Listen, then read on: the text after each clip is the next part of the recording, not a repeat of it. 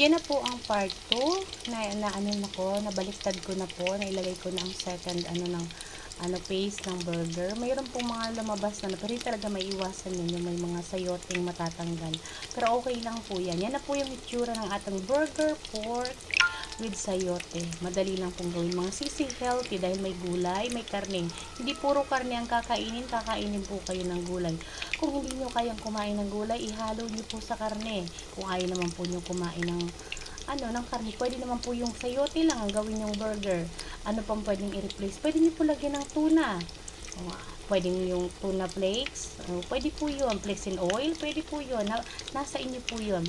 Kung ayaw niyo po ng mga karne, pwede pong i-replace ang karne, ha? Pwede pong tanggalin. Ayaw niyo po ng pork, pwede kayo mag-chicken.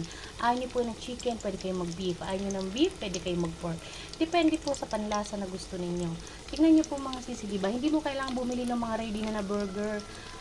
Kasi, mas maganda kung ikaw mag-prepare. Mas mamantika po kasi yun eh. Tingnan nyo po ito. Tingnan nyo ang sebo niya. Hindi ganun. Tingnan nyo yung mantika.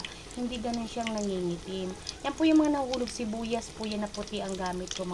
By the way, sisi ha. Sibuyas po na puti ang gamit ko dyan. Kaya, yung mga lumalabas sibuyas po yan. Kasi mahilig ako maglagay talaga ng sibuyas sa burger. Tapos, kung meron po kayong basil, pwede po ninyo lagyan ng basil pala yung burger ninyo para mabango. Tapos, iba yung lasa, iba yung binibigay ng basil na lasa para sa burger. I-try nyo po. Bye mga sisi!